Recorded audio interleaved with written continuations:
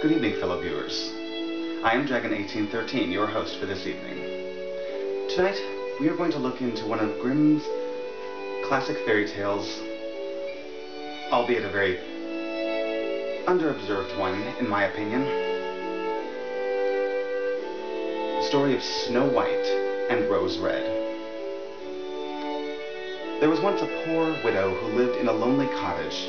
In front of the cottage was a garden wherein stood 2 rose trees, one of which bore white, the other red roses. She had 2 children who were like the 2 rose trees. One was called Snow White, the other Rose Red. They were as good and happy and busy and cheerful as ever 2 children in the world were. Only Snow White was more quiet and gentle than Rose Red.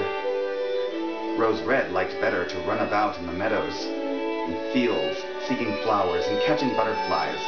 But Snow White sat home with her mother and helped her with her housework or read to her when there was nothing to do. The children were so fond of each other that they always held each other by the hand and when they went out together.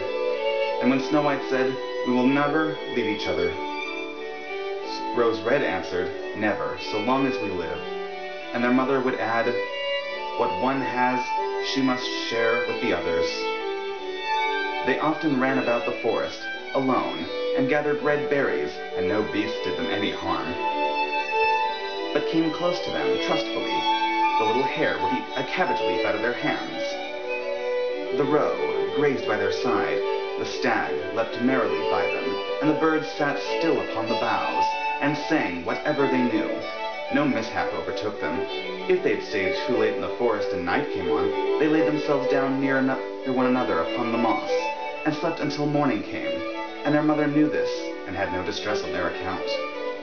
Once when they had spent the night in the wood, and the dawn had rose to them, they saw a beautiful child in a shining white dress sitting near their bed. He got up and looked quite kindly at them, but said nothing, and went away into the forest. And when they looked around, they found that they had been sleeping quite close to a precipice, which would certainly have fallen into in the darkness if they had gone only a few paces further. And their mother told them that it must have been an angel who watches over good children. Snow White and Rose Red kept their mother's little cottage so neat that it was a pleasure to look inside it. In the summer, Rose Red took care of the house, and every morning laid a wreath of flowers by her mother's bed before she awoke, in which was a rose from each tree. In the winter, Snow White lit the fire and hung the kettle on the hob. The kettle was of copper and shone like gold, so brightly it was polished.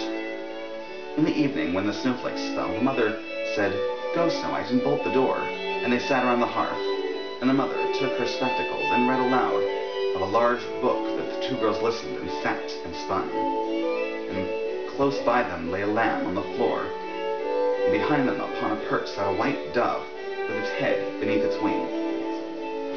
One evening, as they were thus sitting comfortably together, someone knocked at the door, as if wished to be let in. The mother said, "Quick, Rose Red, open the door. It must be a traveler who is seeking shelter." Rose Red went, pushed back the bolt, thinking it was a poor man, but it was not. It was a bear that stretched his broad black head within the door. Rose Red screamed and sprang back. The lamb bleated, the dove fluttered. Snow White hid herself behind her mother's bed. But the bear began to speak and said, "Do not be afraid.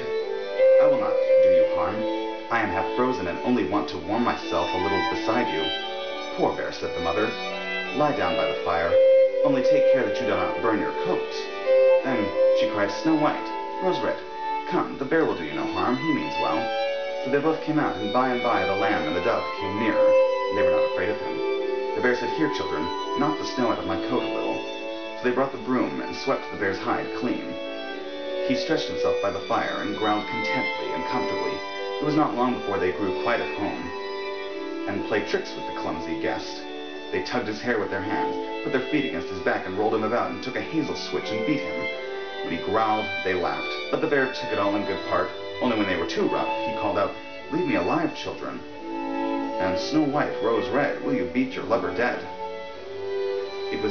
When it was bedtime, and the others went to bed, the mother said to the bear, "You can lie here by the hearth, and then you will be safe from the cold and bad weather." As soon as day dawned, the two children let him out, and he trotted across the snow into the forest.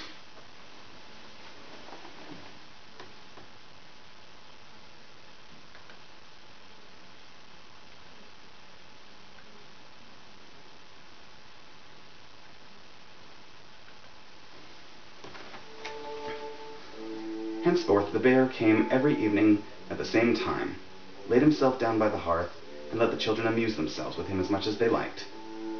And they got so used to him that the doors were never fastened until their black friend had arrived. When spring had come and all the outside was green, the bear said one morning to Snow White, "Now I must go away, and cannot come back for the whole summer." "Where are you going then, dear bear?" asked Snow White.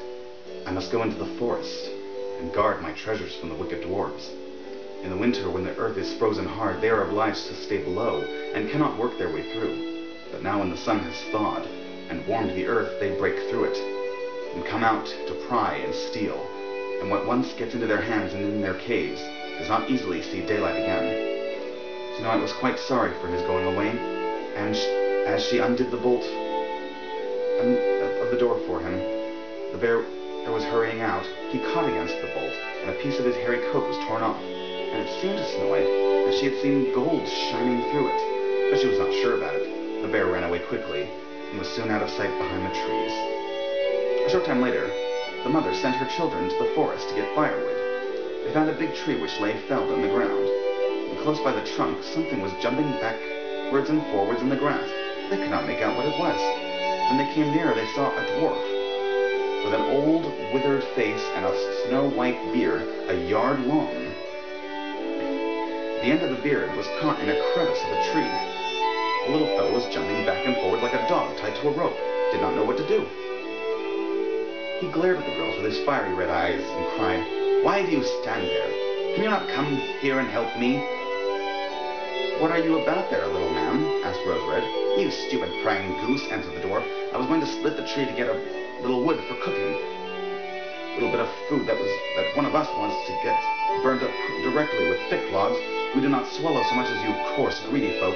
I had just driven the wedge safely in, and everything was going fine as I wished. That wretched wood was too smooth, and suddenly sprang asunder. The tree closed so quickly I could not pull my beautiful white beard.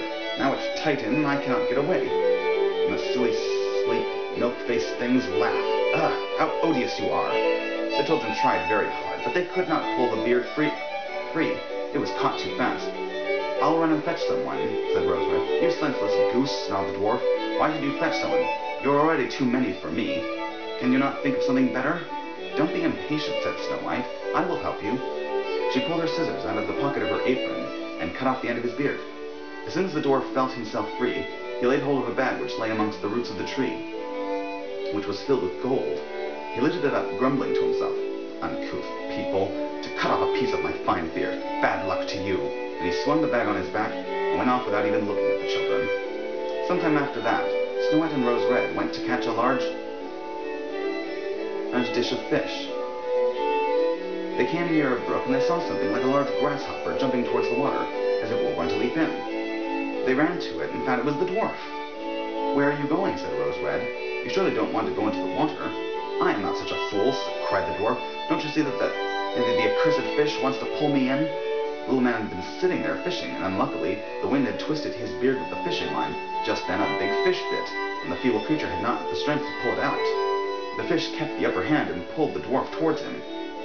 He held on to all the reeds and rushes, but it was of little good. He was forced to follow the movements of the fish, and was in urgent danger of being dragged into the water.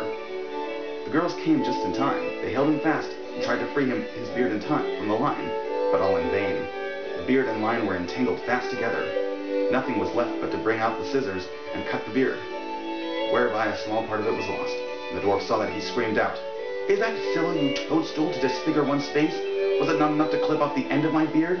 Now you have cut off the best part of it. I cannot let myself be seen by my people. I wish you to have been made to run the soles of your shoes off." Then he took out a sack of pearls which lay in the rushes. Without saying a word more, he dragged it away and disappeared behind a stone. It happened soon afterwards. The mother sent the two children to town to buy needles and thread, and laces and ribbons. The road led them across a heath, upon which huge pieces of rock lay strewn there, and they noticed a large bird hovering in the air. flying slowly round above them. It sank lower and lower, and at last settled near a rock, not too far off. Directly afterwards they heard a loud, piteous cry. They ran up and saw with horror that the eagle had seized their old acquaintance, the dwarf, and was going to carry him off. The children, full of pity at once, took tight hold of the little man and pulled against the eagle so long that at last he let his booty go. As soon as the dwarf had recovered from his first fright, he cried with a shrill voice, "Could you not have done it more carefully? You dragged at my brown coat so it's all torn and full of holes, you helpless, clumsy creatures." Then he took a sack of precious stones and slipped away again under the rocks into his hole. The girls, who by this time were used to his thanklessness, went on their way and did their business in town. As they crossed the heath again on their way home, they surprised the dwarf, who had emptied out his bag of precious stones in a clearing, who had not thought that anyone would come there so late.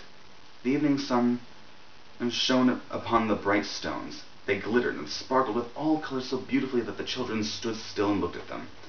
"Why do you stand gaping there?" cried the dwarf. His ashen gray face became copper red with rage. He was going on with his bad words when a loud growling was heard, and a black bear came trotting towards them out of the forest. The dwarf sprang up in fright, but he could not get to his cave, for the bear was already close. Then in his dread of his heart, he cried, "Dear Mr. Bear, spare me. I will give you all my treasures. Look, the beautiful jewels lying there. Grant me my life. What do you want with such a slender fellow as me?